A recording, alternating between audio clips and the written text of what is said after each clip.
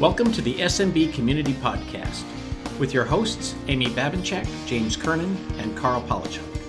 Produced by and for the Small Biz Thoughts community. We're dedicated to making every IT professional a successful IT professional. Hi, this is Carl. Welcome to another SMB Community Podcast. I'm joined today by Guillaume Boivard. How did I do? Great. Terrific. From SureWeb. Guillaume is the Director for Product Innovation at SureWeb. And we're here to talk about a very specific product. But before we do that, why don't you give us some of your background and, how you got here and on that sort of thing. Happy to do it. Thanks for having me. So I'm like you mentioned, the Director of Product Innovation. Basically, I've been part of the product team at SureWeb for 8 years now. I come from a more technical background. I have a computer science diploma, I migrated at some point. I drifted into product management and kind of liked it, so I stayed there. And I've been responsible for leading the effort to build our infrastructure as a service performance cloud, the Azure stuff, endpoint protection, online backup, a lot of those things. And the last couple of years, my focus has been on building our own software called Office Protect, which is a software service geared towards helping MSP partners get better security out of Microsoft 365. Very cool. And I may have missed it, but how long have you been at SureWeb? 8 years now. 8 years. Wow. Okay. Yeah. Part of the furniture, basically. And I'm assuming you're working from home. Oh, yeah. It's been a year now. So, one of the things I really like about SureWeb is as soon as things started to close down, which has now been a year, they got in touch with me and said, can you do some videos? Can you help our partners? And they're very, very partner focused. So, one of my rules for success is to only do business with people I like. So I can honestly say I like doing business with SureWeb. So that's good. So you work with IaaS, the infrastructure as a service, and also I love this discussion about security because right now, especially on the Microsoft front, people are pretty nervous about that. But this product isn't absolutely brand new. Like Office Protect has been around for a while. A couple of years now. And so tell us about the new piece of it that's coming out. Yeah, happy to do it. So we are just launching now, so we're pretty early on. It's early days. We're launching what we're calling Office Protect Alliance, and basically traditionally what people would refer to as managed detection and response, but it is specifically for Office Protects and meaning Microsoft 365. So the feedback that we've got from Office Protect is it is a terrific tool to introduce people to the security of Microsoft 365. It's good to get your baseline sorted out and do monitoring and everything. It's very, very hands-off. But our partners, as you know, they rather focus on managing their clients, getting new clients, or God forbid, dealing with emergencies than looking at alerts and dealing with that. So the feedback we've been getting since we launched is the software is great, but couldn't you manage the alerts for me? And it really seemed like a win-win situation. And we've worked on that for the last few months and are now having new partner come on board. And where basically the difference is Office Protect will produce alerts around your Microsoft 365 when something happens, possibly happens. And then instead of being you that has to deal with it and take the time to look into it and everything, it'll be our own team of experts that will look at it. Very simple, my Office Protect has always been meant to be cheap and cheerful. Like it's not, if your client is a bank and they have a list of requirements for security as long as my arm, Microsoft does great things. There's a number of products you can use and everything. But when we talk to MSP, what we realize is most clients are not banks, and they were very underserved by the market as far as cybersecurity. So that's where Office Protect came in. So we are keeping that same philosophy with Office Protect Alliance. Easy to get into, very easy to deal with, very functional, very practical, and reasonably affordable as well. So since you're technical, let me dig down just a little bit. So if people just deploy Microsoft 365, and not Office Protect, what are they missing? Yeah, so that's a good question. We've been asked that a lot, where they go, what you're describing as Office Protect, isn't that what Microsoft does? And that's a interesting conversation and a very valid one. There's a point to be made there. Microsoft as a whole, and Microsoft 365 specifically, has very good security. No arguments at all. The concern is more that you are still accountable for your client security, and there are steps you need to take advantage of the security that is in Microsoft 365. The default configurations are good for some people, but they're definitely not good for all people. And if you think of Microsoft, their first master, quote unquote, is enterprise clients. It's large companies. Right. And so generally when they decide something, that's who they have in mind. And then everybody kind of has to make their own way. So that's what we focused on with Office Protect, was the fact that if you just go with the defaults, you're definitely missing, you're in a state that it's a compromise. It's basically Microsoft goes, well, this will work for some people, not everybody, and everything. So you have to look at it and think about your customers and go, okay, what is their security requirement? Like, what works for them, and then put that in. Things like MFA not being on by default still on Microsoft 365, multi-factor authentication, sorry. That is very questionable, quote unquote. But it's still, I'll give you the most basic thing. I don't want to bore people with technical details, but by default, the logs in Microsoft 365 are off. So if you buy Microsoft 365 as a customer, like off the street, quote unquote, you have a security issue, the first thing you'll do is, well, let's look at what happened. And the answer will be no idea, because the logs were off by default. Right. And that creates a very bad situation for our partner that's intervening on a client that has a security issue. It's already a bit of an emergency. Everybody's on edge. And then you go, oh, crap. we don't have the logs turned on, and we can't really tell you what happened. So things like that. Office Protect, the first thing it will do is we'll turn on the logs, obviously, to get some visibility. So there's a lot of those little things that it will do. So it's kind of implementing best practices. Yes. And so it's kind of the new default. Yeah, well, yeah. So it will do some of the things it will do automatically to just make it more, it fits better with MSPs and their clients, their typical clients, our typical clients. But also will give you a very easy way to apply best practice, like you're saying, and also make sure they're uniform across all your clients, which has been a challenge for our partners. It's hard to know, like, you have 100 clients, they all have Microsoft 365. Can you swear to me, quote unquote, that they're all configured exactly the same when it comes to security, or exactly the way you expect them to be when it comes to security? So it's those type of situations up front, and after that's monitoring, because it's nice that you set it once. But then you would have to keep an eye on all those logs and make sure everything is okay on a regular basis. And then it's not really realistic for somebody, you're getting a few $100s from that customer. How long can you take every day to check their logs for security issues? And generally the answer is zero. Like, right. Our MSPs don't spend any time doing that. So they need a tool to do that for them. That's where Office Protect come in. And then with Office Protect Alliance, we'll go further than that, where we'll do the analysis and we'll look at the indicators of compromise and give you a result more than just an indication. And we'll give you guidance on how to resolve all that. So does that come in some kind of an alert so that I can, like, capture it and stick it on my service board? Yes, that's it. So most of the people will tie our service to their RMM or their PSA and deal.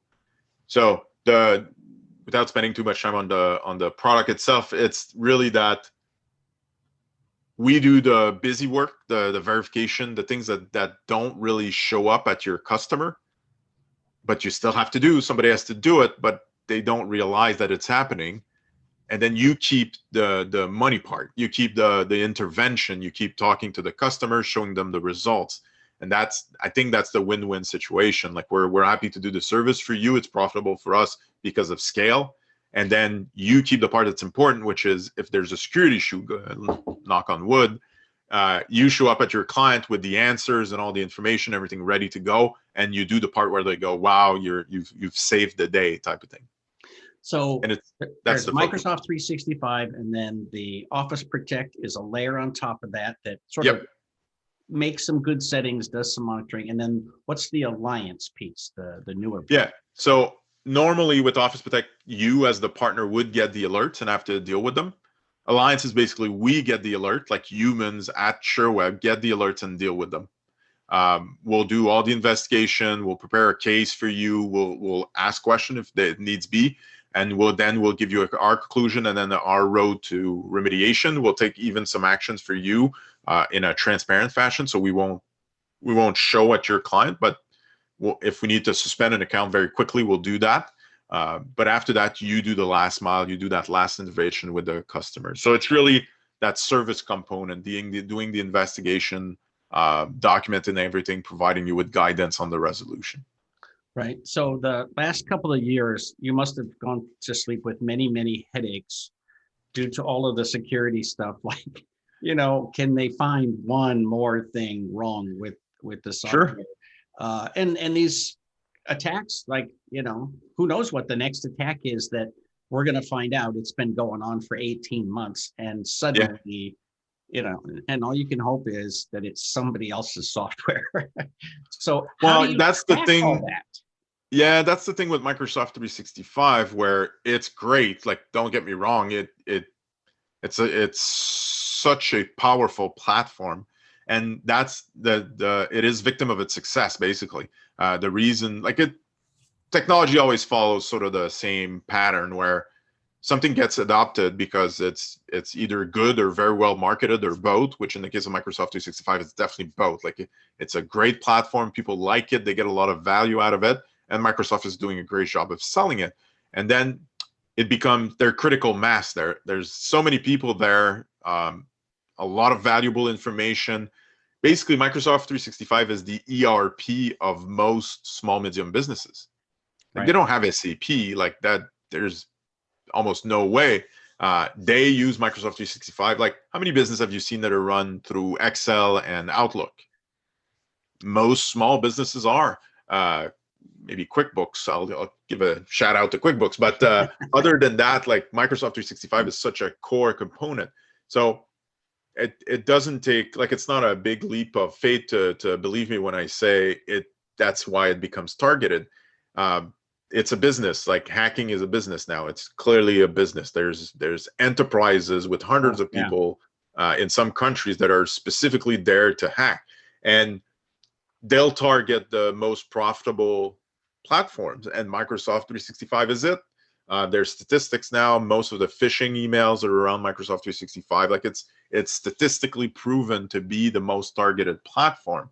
Even like some of the attacks, they sort of cross into the mainstream and people hear about them, like the solar wind attack through the Orion software, which was a network software that was hacked.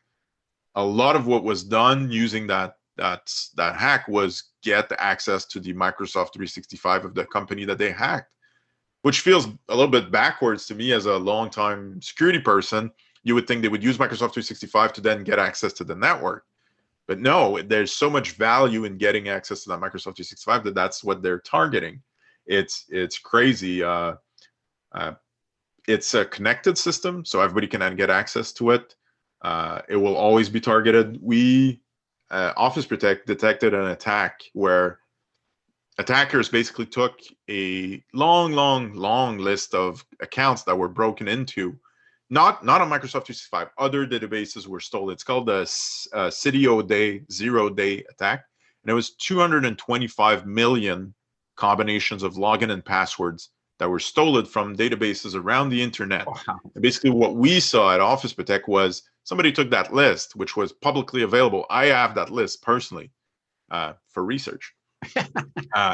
They took that list and they ran it against Microsoft 365 to see if some of those accounts, people were using the same login and password on some of their system and Microsoft 365. And I mean, for all the education that is being done, people still use the same password on a number of accounts. Right. They definitely shouldn't. Get a password manager at a minimum, but because of that, like, they took that list and they targeted it at Microsoft 365 and ran it like very slowly through it systematically. And I'm sure they found a whole bunch of accounts that were the same somewhere else and at Microsoft 365. It's really stuff that keeps you up at night a little bit. just one last example for you to make sure everybody is good and worried. 2FA, like multi-factor authentication or two-factor authentication I referred to before, has been seen as a bit of a, how to say in English, panacea. So Right. a miracle solution. Well, I was in a demonstration recently and they shown how people are attacking that now. So there's I don't want to give advice on how to do it, but there's a software called Evil Jinx. It's basically used to be what is called, again, don't want to get too technical, but men in the middle. So what they do is they'll send you a phishing, which sends you to a fake site that looks exactly like the Microsoft site, because it's basically showing you the Microsoft site, but it sits in the middle. So you'll put in your information, including your 2FA authentication, and this person that's sitting in the middle will capture the it's called a token. So it will capture the answer that says, okay, you're verified and you did the 2FA. And now they can use that and go into your Microsoft 365 and do whatever they want to do, even if you had multi-factor authentication turned on. And that was very, very scary, because it's not that hard. It's really not that complicated. So even if you have 2FA, you still have to monitor your Microsoft 365 to, if something happens, or like, again, let's be realistic. The day that something happens, right, you know quickly, you're well configured to keep people isolated, you detect it quickly, you block it quickly. Security is layers, and those layers are there so that when one gets beaten, the other is still there, and it will limit the damage, things like that. I was, right before you told that story, I was about to ask you about multi-factor. And so it seems to me it's hard for MSPs to have the messaging, look, this can be broken into, you have to do it anyway. Right? Yeah, well, yeah. You know, so how do you get them to do that? Yeah, it's the insurance issue. So company don't want to buy insurance, because why am I buying all this fire insurance? My building is not on fire. Right. So that's a little bit of the security problem, where why am I paying for all these layers of security when nothing is happening? Like, I'm not being attacked. And that is the challenge that I see MSPs facing every day, where the people that know what's going on, and as far as security, understand that it's necessary. The people that have seen company close because they were hacked into will take action and will spend the money to protect themselves. But if you don't know, you don't know. Like if nothing bad has happened so far, you just go, well, so far so good, then knock on wood and just keep going.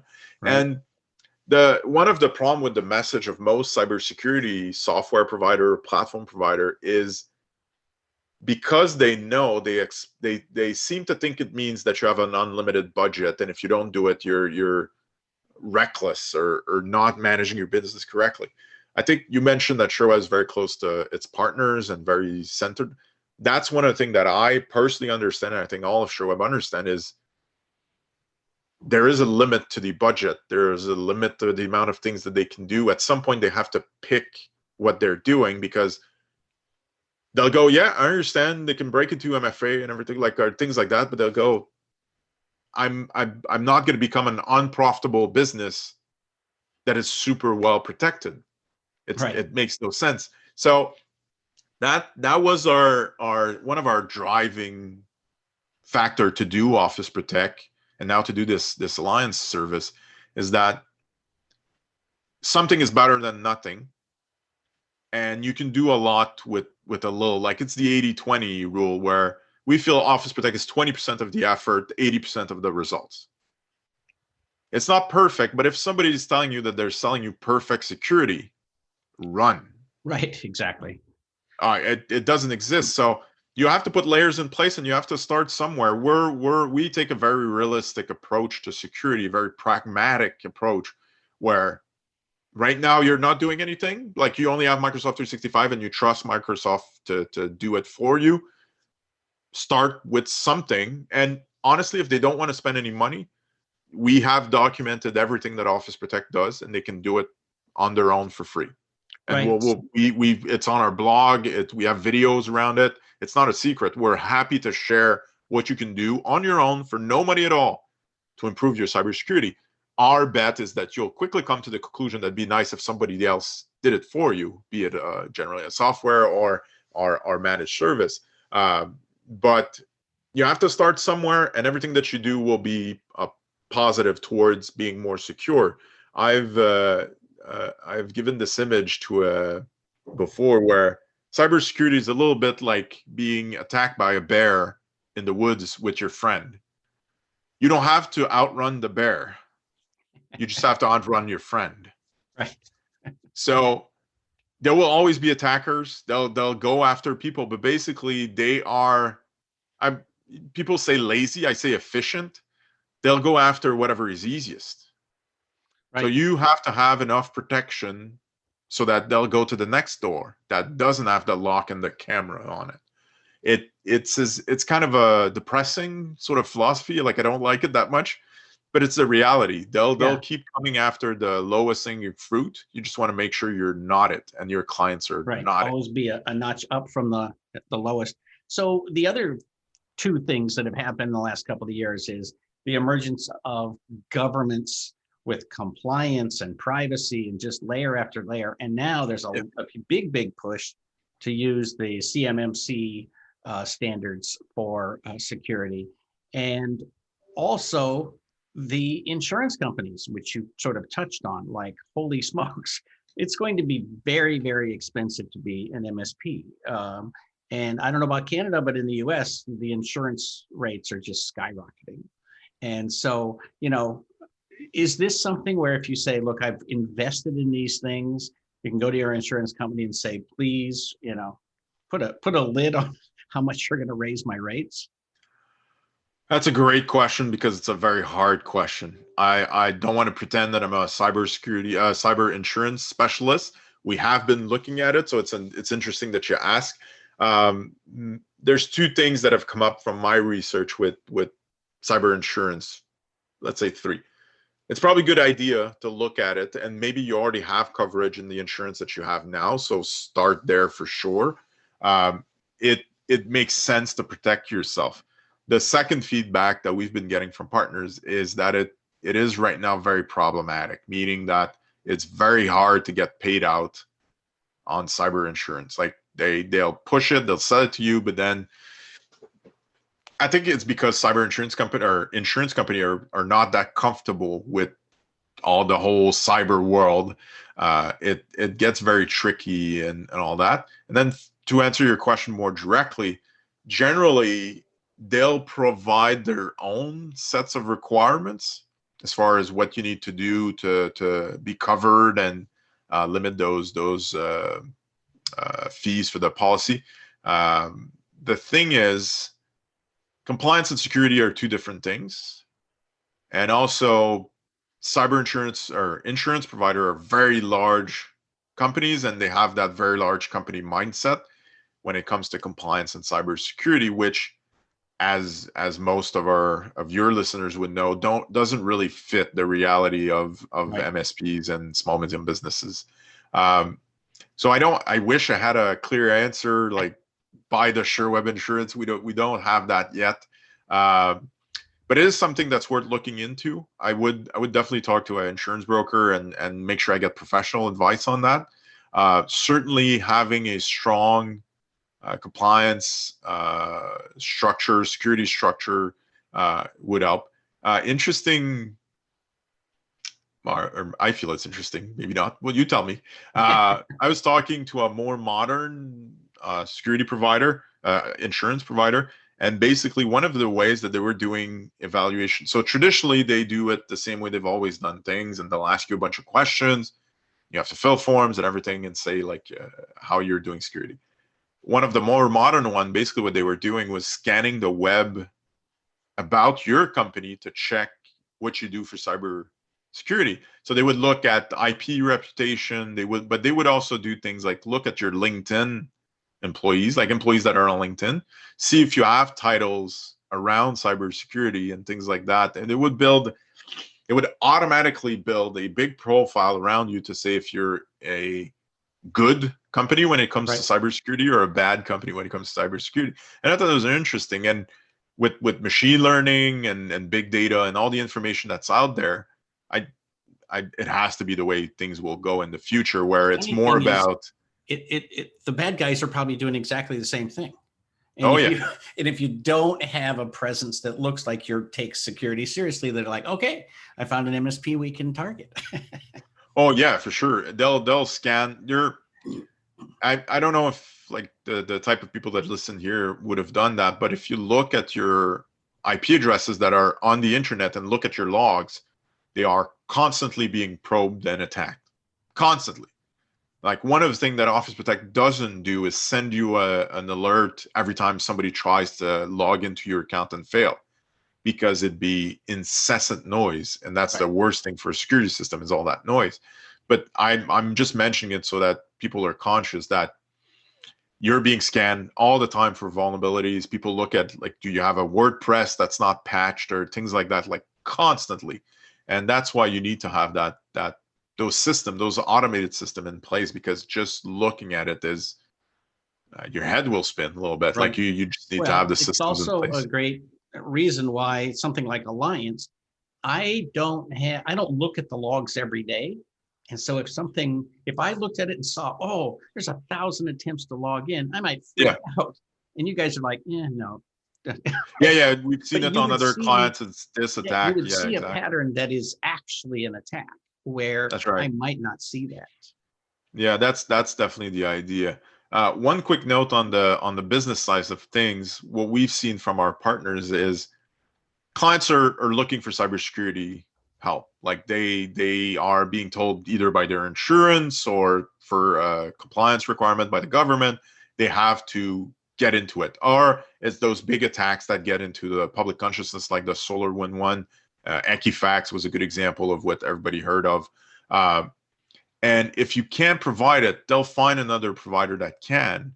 And at first, they'll go to that other provider just for the cybersecurity service. But you know how it is. Like most MSP business, I'm built on the idea that clients like to have one throat to choke. They want to go to just one provider. So if one of them provides the cybersecurity service and you provide the more general services, in the long run, the person that can provide the specialized stuff will start offering the more general stuff, and you kind of get phased out and pushed out of business. So we've seen a lot of that where people like, well, I couldn't do the cybersecurity, so I lost the whole thing. Right. And you don't want to be in that position. So people need to add quickly at least the basic of cybersecurity, and it needs to be tailored to modern services like Microsoft 365. So you can either build it yourself, and we've helped people to do that, and it makes sense for some size of partner, but not all of them, I would think.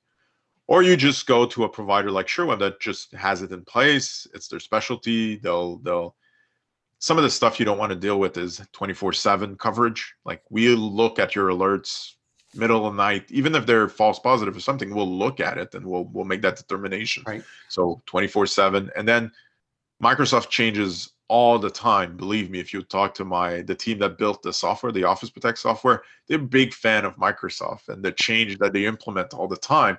So it's another thing is you don't want to have to stay on top of every new parameter and new setting and new type of alerts and then things like that.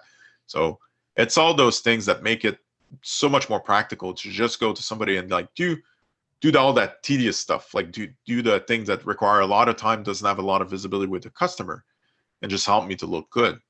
And that is really our mindset, and that what we're thriving towards. We're almost out of time, but I did want to ask you, so what does it look like for the SureWeb partner to implement this? Is it literally go into your portal and click a button?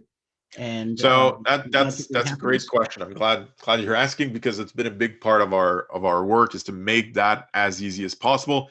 When we're talking about Office Protect itself, it is literally clicking a button in our Cumulus portal, and it will start and implement itself, and you'll start getting alerts. Actually, just in 1 second, we've made Office Protect part of our basic Microsoft 365 plans. So if you get Microsoft 365 from SureWeb, Office Protect will activate for 30 days. And it's not a trial in the traditional sense of a trial. It's there because you can go and set your best practice security settings during that 30-day. And it will give you a sense of what's happening on that tenant. So you get value out of that 30-day. Don't want to keep it? Don't keep it. You still have your best practice implemented, and it's fine. So that's one click, and even like zero click, like just buying Microsoft 365. When it comes to Alliance, we try to keep that same philosophy. So you activate it, we'll start getting your alerts right away, and we'll start intervening as needed. There are some additional steps, but we made sure they weren't roadblocks. So we start monitoring right away, and then we'll send you some questions to help understand your client's business as far as structure and who would get targeted in an attack and things like that, just to improve the security that we can provide. But I try to put it after the beginning of the service. Like, we start the service right away, one click to the portal, and then we'll ask you some questions to just make sure it's as good as it can be. Very good. Well, sadly, we are out of time, but maybe we'll have you back sometime. Well, as you can see, I do like to talk about cybersecurity a little bit, and partners. Right, exactly. So I appreciate that. And we'll put links down below to your blog and obviously to the Alliance program and other things. So very good. Guillaume Boivard from SureWeb, thanks for being with us today. Thank you very much. Have a great day, everybody.